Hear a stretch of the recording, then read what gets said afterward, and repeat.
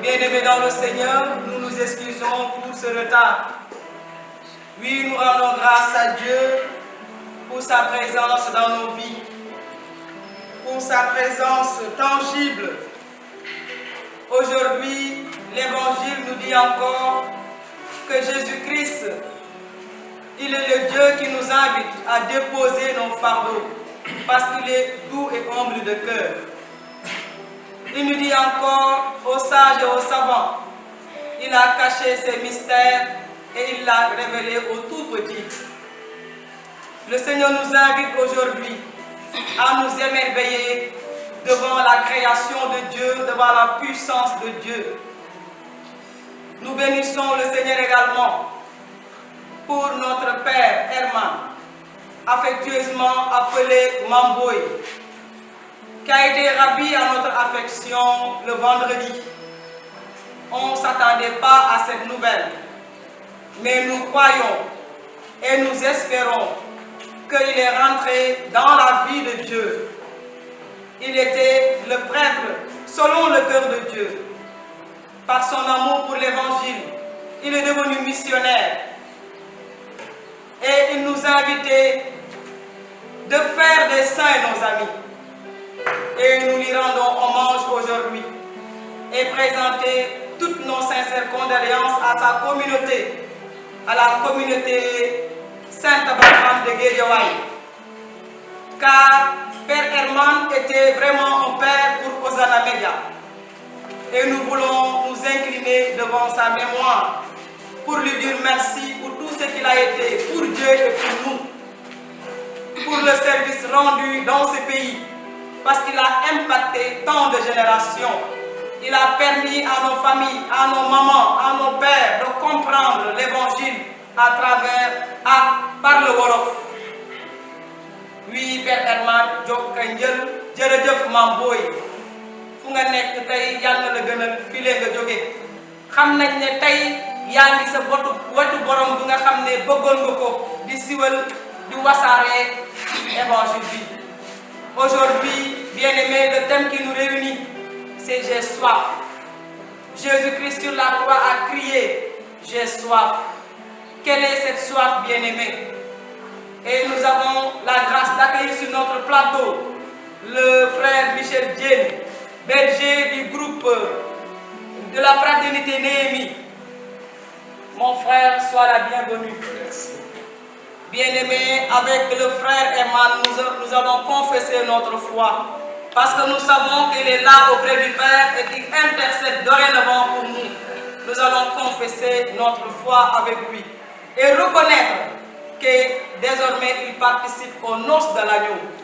Je crois en Dieu le Père Tout-Puissant, Créateur du ciel et de la terre, et en Jésus-Christ, son Fils unique, notre Seigneur, qui a été conçu du Saint-Esprit, est né de la Vierge Marie, a souffert sous Ponce Pilate, a été crucifié et mort, a été enseveli et descendu aux enfers, le troisième jour, est ressuscité des morts, est monté aux cieux, et assis à la droite de Dieu le Père Tout-Puissant, d'où il viendra juger les vivants et les morts.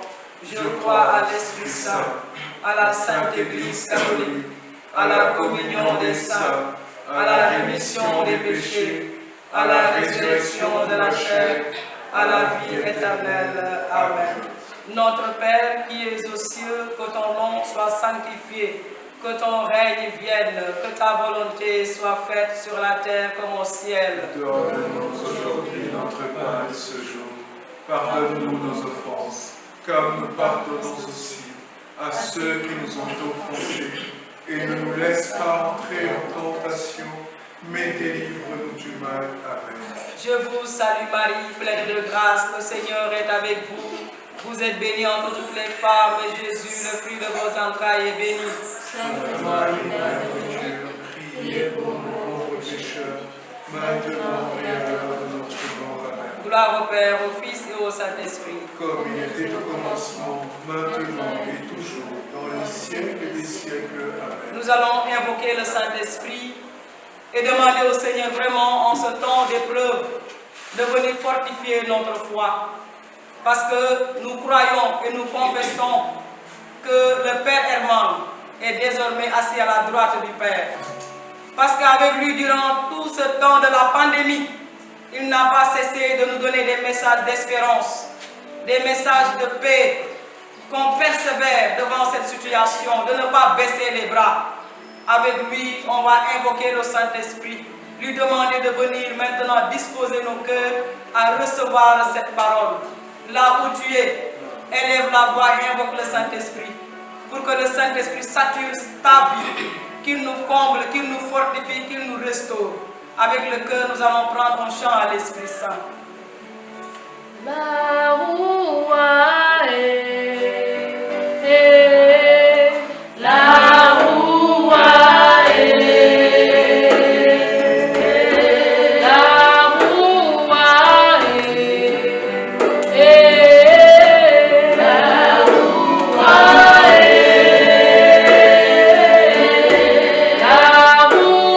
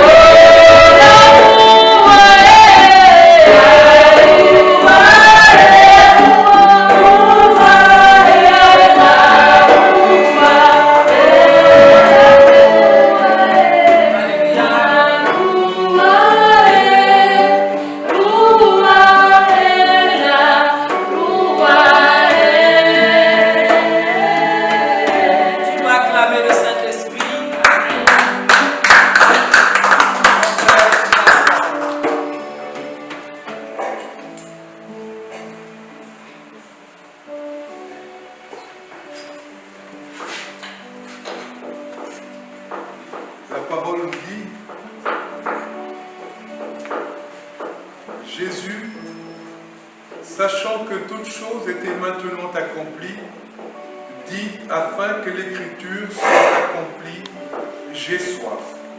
Jean, chapitre 19, verset 28.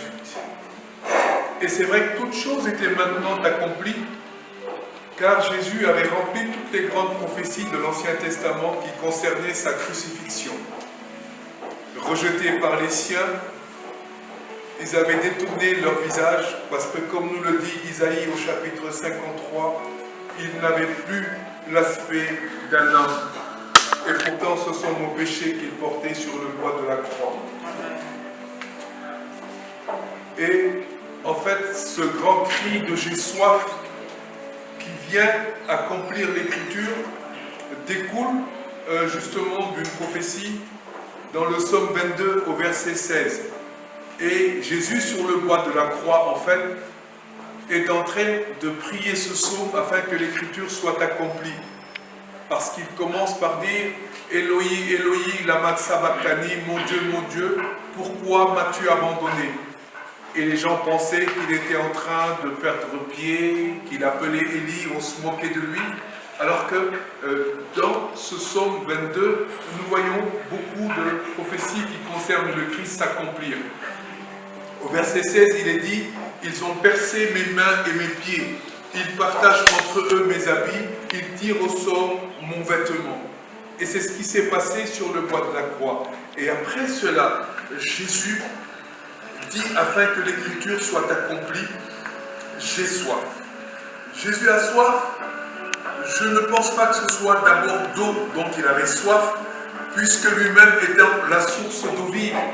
Nous voyons dans toujours Saint Jean au chapitre 4, lorsqu'il est avec la Samaritaine et qu'il lui dit « Si tu savais celui à qui tu parles, c'est toi qui lui en aurais prié de te donner l'eau vive, car l'eau qu'il te donnera coulera en véritable flot d'eau vive, et tu n'auras plus jamais soif. » Et la Samaritaine lui dit « Seigneur, donne-moi de cette eau afin que je n'ai plus soif. » Amen. Et nous voyons que Jésus avait soif d'autre chose. Il avait soif de ton amour, de mon amour. Et à la place de cet amour, nous lui avons donné du vinaigre. Et ce vinaigre représente un peu tout ce qui est péché, tout ce qui a été dénaturé en nous depuis la chute d'Adam et d'Ève. Mais également, ce grand cri de J'ai soif manifeste toute l'humanité de Jésus, puisque Jésus, étant vrai Dieu et vrai homme, a porté spirituellement en tant que Fils de Dieu toutes ses souffrances, mais il les a également portées corporellement en étant le Fils de Marie. Et justement, après ces heures d'agonie sur la croix, il a soif et il manifeste cette humanité, comme il l'a manifesté devant ses disciples lorsqu'il leur dit « C'est bien moi, touché. Voyez, un esprit n'a pas de corps. » Ou quand il leur dit encore « Donnez-moi du poisson. » Et il mange avec eux pour leur manifester qu'il est également homme et qu'il manifeste et qu'il partage toute notre humanité plutôt. Mais là, nous voyons également qu'au travers de ce soif, c'est ce Jésus, Fils de Marie, qui a souffert réellement dans sa chair, qui dit « J'ai soif ». Et à partir de ce moment, l'écriture s'accomplit parce que les soldats vont tremper de l'eau, vont tremper une éponge plutôt avec une branche d'hysope et ils vont lui donner le vinaigre à boire. Matthieu nous dit qu'il refusa cette boisson parce qu'en fait, il ne peut pas la boire et il ne la boira pas parce que lui, il est le véritable torrent d'eau vive qui abreuve toute soif, comme il le dit dans Jean 7, le dernier jour de la fête, quand il disait que celui qui a soif, qu'il vienne à moi et qu'il boive, et de son sein l'eau coulera en véritable torrent d'eau vive. Mais nous comprenons que cette soif de Jésus, c'est que nous répondions tous à son amour. Et malheureusement, parfois nous ne le pouvons pas, ou nous ne le voulons pas. Mais Jésus, lui, nous dit, venez à moi. Comme il le dit ce matin dans l'évangile, et c'est bien tombé, prenez mon joug, car moi je suis doux et humble de cœur. Amen. Et il dit, Père, ce que tu as caché aux sages et aux savants, tu l'as révélé aux tout petits. Alléluia. Et ce matin, je pense que prendre le joug de Jésus, c'est justement répondre à ce grand cri de j'ai soif.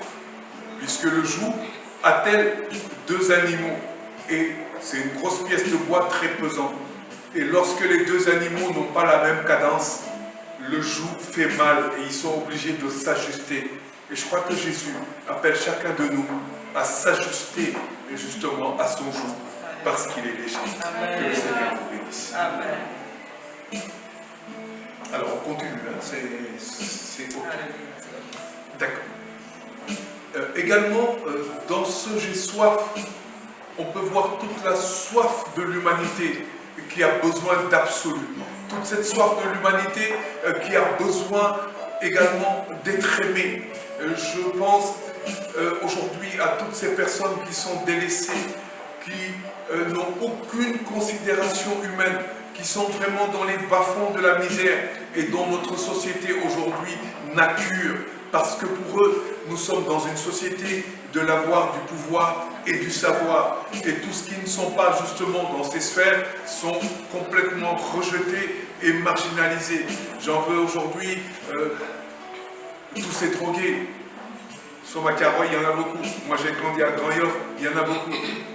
J'ai été personnellement vécu l'expérience de la drogue pendant des dizaines d'années avant d'être attrapé par le Seigneur. Je sais ce que c'est. Et à ce grand cri de « j'ai soif », justement, nous devons tous répondre et dire « Seigneur, comme la Samaritaine, donne-moi de cette eau ». Voyons cette Samaritaine, elle vient au puits à 14 h. C'est pas normal. Mais pourquoi y vient-elle à 14 h? Parce que toutes les femmes sont parties. Toutes les femmes viennent au puits le matin et ils vont faire la cuisine. Mais cette Samaritaine, elle sait que quand elle vient au puits, elle est regardée de travers. Parce qu'elle a eu 5 maris, tous morts. On la regardera à gaffe. Elle ne veut pas venir. Elle sera l'objet de colibés. Elle va attendre que toutes les femmes soient rentrées chez elle, que le puits elle soit sûre qu'elle sera seule au puits pour y aller et puiser de l'eau.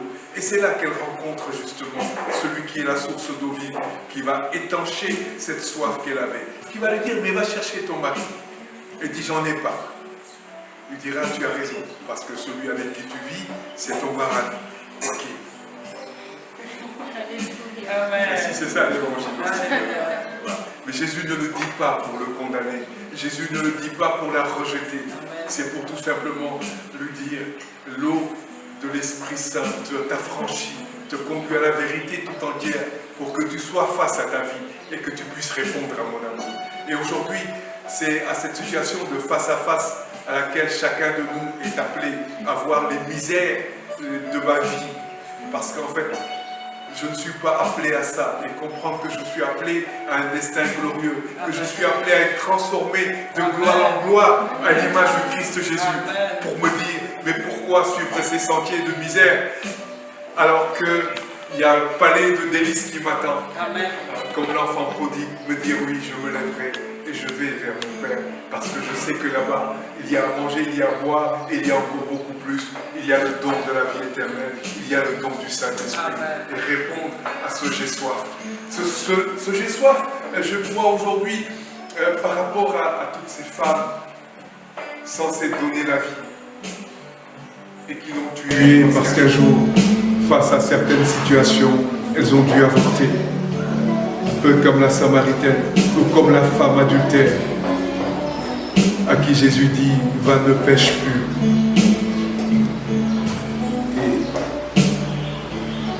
C'est très fort ce j'ai soif. Il est très fort. Et chacun de nous doit y répondre. Personnellement, un jour de ma vie, en 1983, j'avais 23 ans. J'ai dû répondre à ce j'ai soif. Lorsque, un peu par accident, je suis rentré dans une église, c'était à Saint-Paul de Grand Yoff, et que j'ai entendu cette parole. Voilà que je me tiens à la porte de ton cœur et que je frappe. Et que si tu m'ouvres, mon Père et moi viendrons demeurer chez toi. Et ce jour, je me suis approché du tabernacle et je lui ai dit, je n'ai même pas les clés de mon cœur. Mais je te permets de les défoncer et d'entrer dans ma vie. Si tu changes ma vie, je te la donne. Et ça n'a pas loupé. Il est entré par effraction dans ma vie. Il l'a changé, il l'a transformé. Et depuis ces jours, également, j'ai tenu ma promesse. Et je lui ai donné ma vie. Alléluia. Et ce cri de j'ai soif, il est extrêmement important peut-être également pour toute cette jeunesse qui cherche ses repères, qui cherche à donner un sens à son existence, qui tourne en rond et qui ne sait pas quoi faire. Parce que on est dans un monde où on nous a tellement promis de choses, on nous a tellement baladé, tourné en rond, financement par-ci, je ne sais pas, politique de je ne sais pas quoi par là. Et tout cela, en fait, nous ramène au point de départ. Nous tournons en rond parce que nous n'avons pas su répondre à ce cri du crucifié qui dit « J'ai soif de votre amour. Venez m'adorer, approchez-vous de moi, la source de vous. Alléluia. Ouvrez-moi vos cœurs et moi je les remplirai et vous vivrez d'une vie nouvelle. Parce qu'en fait, de par notre baptême, nous sommes introduits dans les réalités d'en haut. Comme disait Jésus à Nicodème toujours dans cet évangile de Saint Jean. Parce que nous savons que cet évangile de Saint Jean, depuis le début, il est tourné vers ce moment fatidique où Jésus remet l'Esprit au Père pour que nous soyons nous aussi rachetés. Depuis le commencement, comme Jean nous dit, à tous qui l'ont reçu, à tous qui croient en son nom, il a donné ce pouvoir de devenir enfants de Dieu. Ils ne sont plus nés de la chair ou du sang, ils ne sont plus nés d'un vouloir d'homme, mais de Dieu.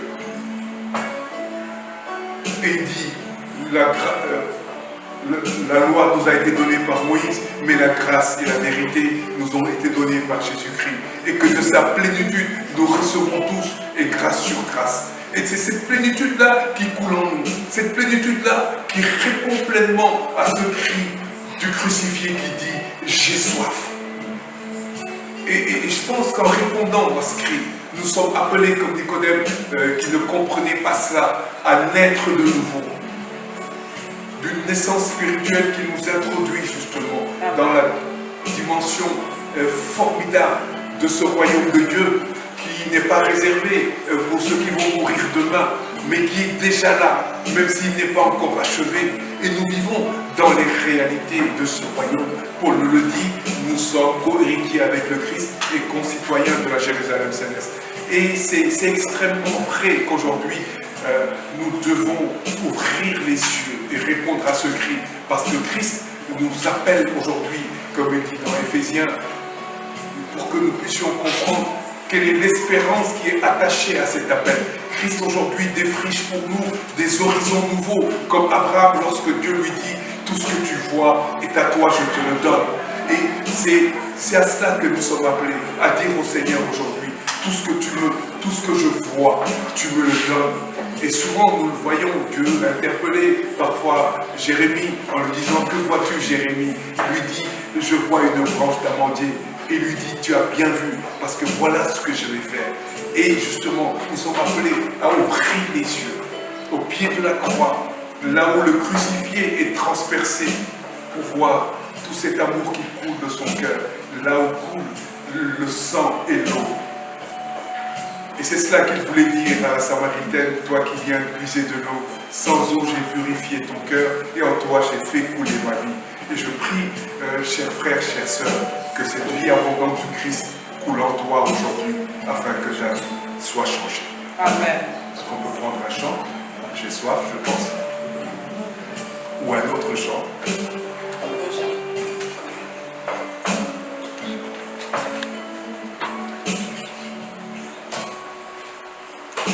J'ai soif.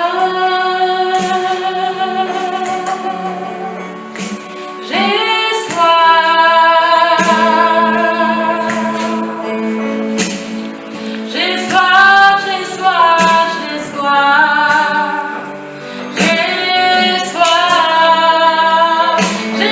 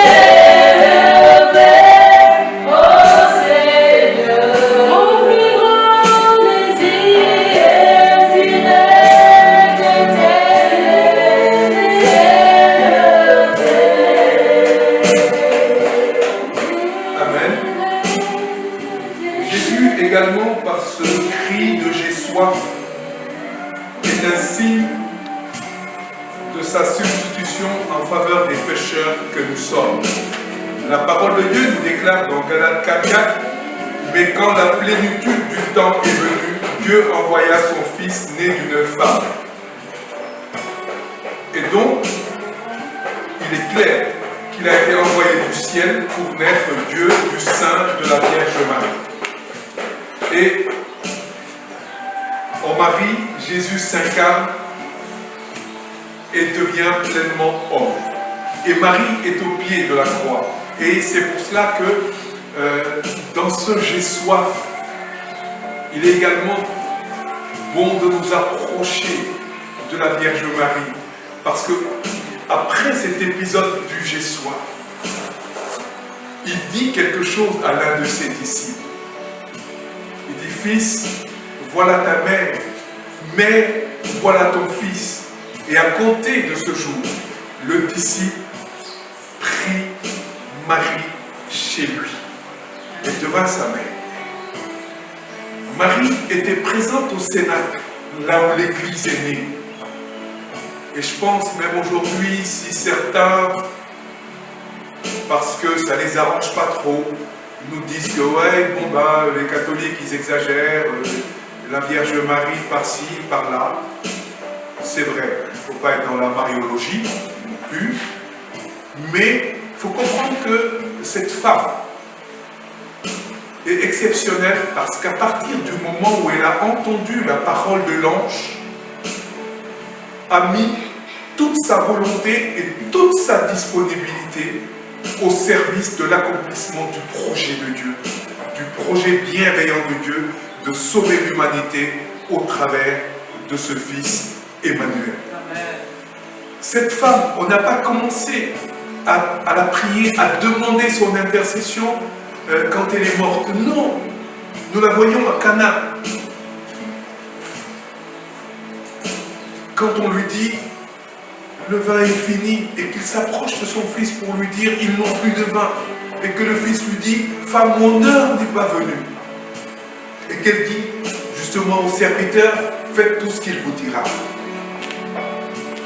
Et le vin remplit la fête. Ça veut dire que pour Marie, il n'y a pas de limite au cœur de Dieu, même si l'heure n'est pas venue, même si ce n'est pas le moment, à cause du statut qui est le sien. Et cela, il est important de le comprendre. J'ai entendu un pasteur, une fois sur YouTube, je ne les écoute pas souvent, dire que ce passage des noces de Cana, il ne voyait même pas que ce que ça faisait dans l'évangile. Franchement, depuis, j'ai lu en mes estimes, il s'appelle Jérémy Sondrine. Franchement, voilà, c'était un peu n'importe quoi, parce que la parole de Dieu ne se manipule pas. Je ferme la parenthèse. Et donc, je disais que Jésus, il est substitution pour le pécheur que je suis. Dans Isaïe, il nous est dit que ce sont nos souffrances qu'il portait. Il a été blessé par nos transgressions et meurtri par nos iniquités. Et le châtiment qui nous donne la paix a été sur lui. Et par les coups qu'il a reçus, nous sommes guéris. Parce que nous étions tous errants comme des brebis, nous nous sommes tous détournés, chacun suivant son propre chemin. Mais lui, il est mort pour nous. Et c'est extrêmement important parce que Pierre nous dit qu'il a porté lui-même nos péchés en son corps sur le bois de la croix. Et ces versets nous le montrent. Parce que quand il dit « j'ai soif », c'est justement pour que tout ce qui est sorti de notre bouche depuis Adam et Ève, et Dieu sait qu'il en sort des insanités. Et c'est pour cela que Jésus disait, ce qui souille l'homme, ce n'est pas ce qui entre en l'homme, mais ce qui sort de la bouche de l'homme. Parce que ce qui sort de nos lèvres, c'est le trop-plein de notre cœur. Et justement, ce cœur et cette bouche souillée par l'iniquité, par le péché, par les transgressions, il fallait que justement, par ce j'ai soif, lorsque sa langue s'attache à son palais et que ses mâchoires sont collées, eh bien, il vient aussi purifier tout cela. Amen. Parce que c'est cela le projet bienveillant de Dieu. Et souvent nous l'oublions. Dans l'écriture, il n'y a pas de plan B, de plan A, Dieu a amené Adam, Adam a péché, Dieu a cherché un autre truc, ça n'a pas marché, puis finalement il a envoyé son fils. Non. Ce qu'il faut comprendre, c'est que le projet de Dieu, depuis le début, dans sa pédagogie progressive, Dieu nous a parlé au travers des prophètes, il a noué avec nous des alliances, et lorsque les temps furent accomplis, il envoie son fils, dans la 4-4, conçu du Saint-Esprit, né d'une femme, pour sauver l'humanité. Et c'est le projet de Dieu depuis la création. Parce que tout ce que Dieu a créé, il l'a pensé, il l'a conçu. S'il n'avait pas conçu, il n'aurait pas créé le monde en 6 jours. Le 7e, il se reposa. Et donc, le plan se déroule, malgré les adversités, malgré les péchés de l'homme, ce plan se déroule inexorablement jusqu'à ce que le Sauveur arrive, né d'une femme. Satan fera tout. Déjà, on tuera tous les enfants de 0 à 2 ans pour qu'ils meurent et que voilà, ça soit fini. Il va en Égypte, il revient, il commence à prêcher en Galilée. Les pharisiens et les sadducéens complotent. Finalement, on va l'amener sur le bois de la croix. On va dire, ouf, ça y est. Rappelez-vous les disciples d'Emmaüs qui disaient, il était tellement puissant en œuvre et en parole, et puis Ponce Pilate et les grands prêtres l'ont crucifié. Pour nous, c'est fini, nous rentrons chez nous. Et c'est au moment où tout le monde, justement, sur le bois de la croix, voit la défaite du projet de Dieu. C'est quand tout le monde voit l'échec d'une mission, cet homme qui a guéri des malades, qui a multiplié les pains, qui a multiplié les poissons, qui a fait tant de merveilles, eh bien il n'arrive même pas à se sauver lui-même. Et tout le monde voit un échec. Alors que cet échec était apparent, ce n'était pas la réalité. Amen.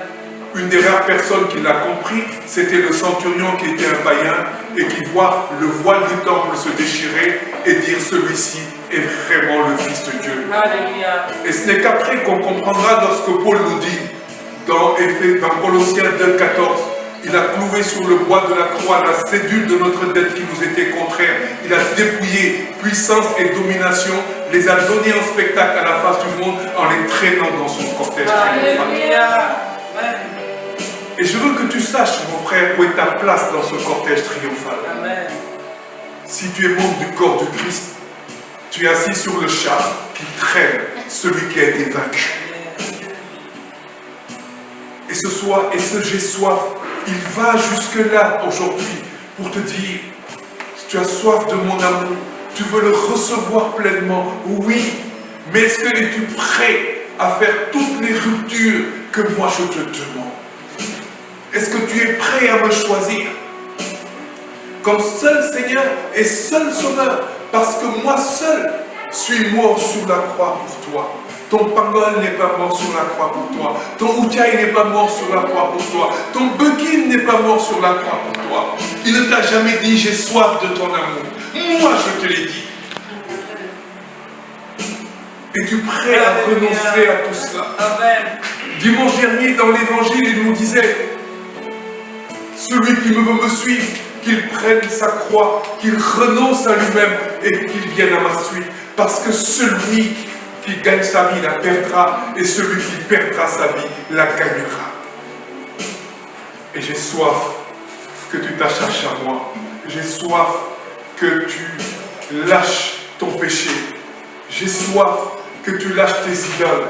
J'ai soif que tu lâches ton attachement à la drogue, à l'alcool, au sexe. J'ai soif que tu ne regardes tout cela comme une perte et que tu t'attaches à moi, la véritable source de vie, parce que je veux changer ta vie. Et voilà ce que Christ nous propose aujourd'hui, une alliance. Dans ce j'ai soif. Pour aimer, il faut être Dieu. Et il te propose une alliance aujourd'hui. Et que lui te dit, dans cette alliance, moi je suis fidèle, parce que je ne me dévie pas et que ma parole s'accomplit inexorablement. Même si elle tarde, attends-la comme il dit dans Habakkuk, car elle s'accomplira. Dans ce j'ai soif, il te dit ce matin, mon frère, ma soeur, es-tu prêt à courir la course comme l'a fait Paul, comme l'a fait Pierre? Parce que dans ta famille, depuis Abraham,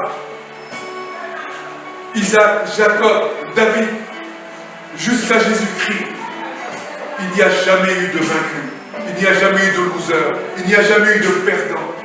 Tous sont des vainqueurs. Gédéon et tous les autres. Es-tu prêt à entrer dans cette histoire?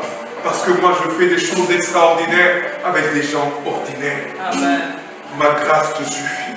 Comme il disait à Paul, c'est quand tu es faible que je suis fort. Et c'est à cela que tu es appelé aujourd'hui, à dire au Seigneur, oui, je veux marcher avec toi. Je veux prendre ton joug parce qu'il est léger. Je veux vraiment marcher sur ton chemin, mettre mes pas là où tu les as mis. Je veux prendre ma croix et marcher avec toi. Car si le grain de blé ne meurt, il reste stérile. Mais s'il meurt, il porte beaucoup de fruits. Et c'est un fruit qui demeure. Et justement, la volonté de ton Seigneur, la volonté de ton Père, c'est que tu portes du fruit et que tu en portes en abondance. Amen. Amen. Amen.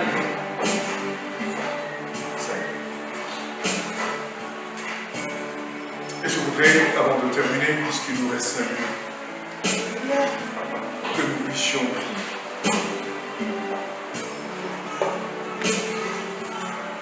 Et Paul nous dit dans la lettre aux Éphésiens au chapitre 3, verset 14, « Je fléchis le genou devant le Père de notre Seigneur Jésus,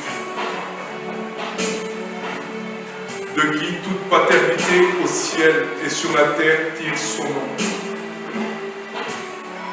afin qu'il nous affermisse dans l'homme intérieur, afin que nous soyons enracinés et fondés dans l'amour de Christ, pour que nous puissions en goûter la longueur, la largeur, la hauteur et la profondeur de cet amour qui surpasse toute intelligence. Alléluia. Et je veux prier ce soir que tu entends le cri du crucifié, celui qui te dit « j'ai soif ». Alléluia. Et que tu puisses lui apporter toutes tes misères, toutes tes peines, toutes les circonstances de ta vie qui ne rendent pas gloire à Dieu, toutes celles qui t'écrasent également, pour le dire ce matin, je suis prêt à prendre ton joug.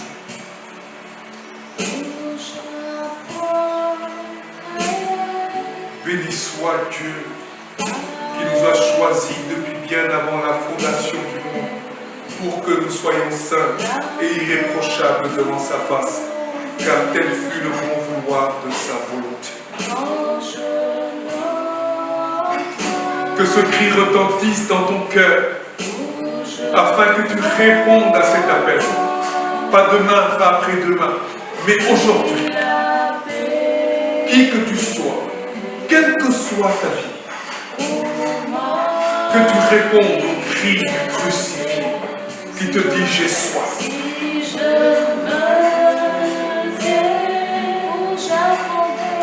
Oh oui, Seigneur. Nous venons à toi, la source de vie. Abreuve-nous de ton amour.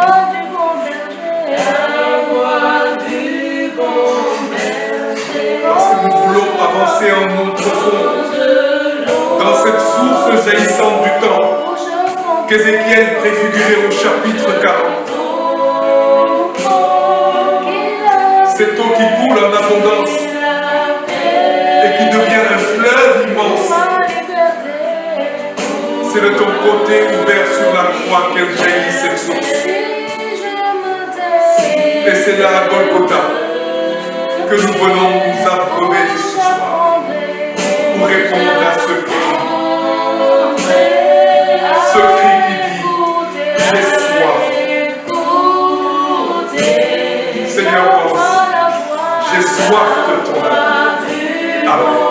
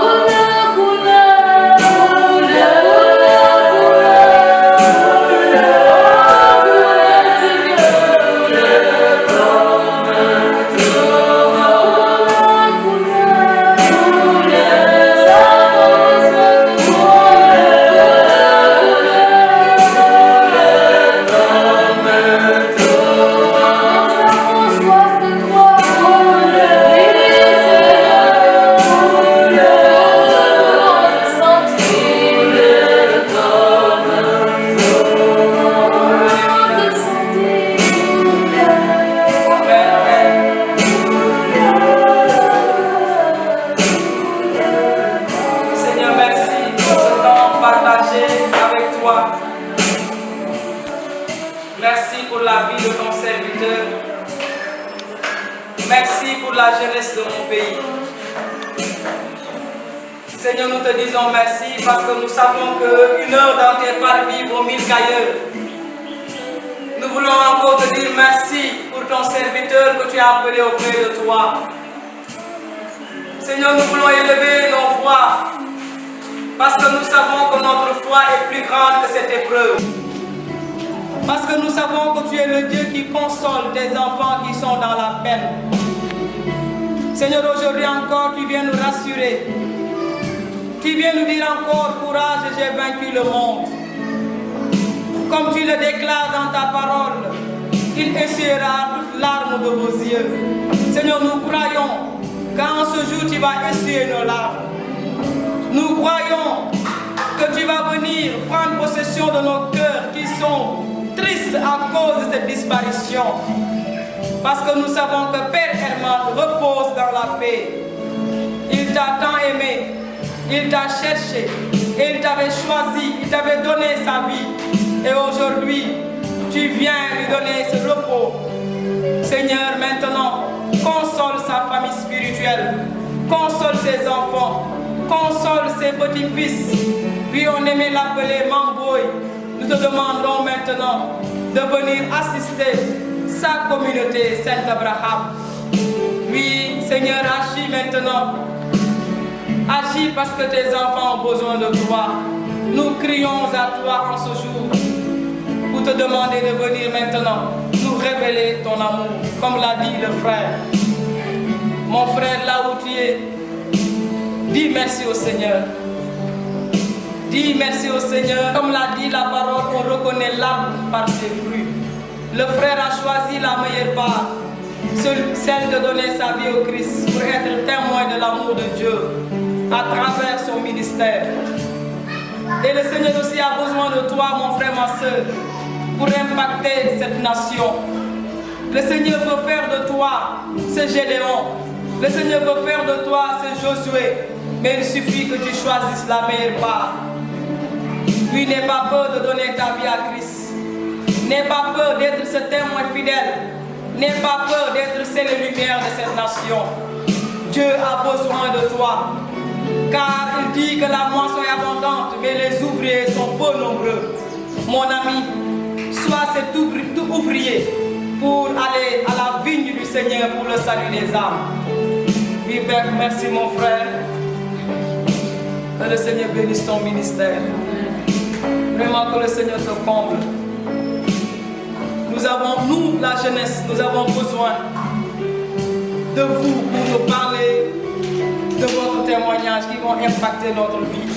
Mais j'aimerais vraiment que tu nous parles un peu de la fraternité Néhémie. Comme ça, après, on va clôturer. Alléluia. Amen. Bon.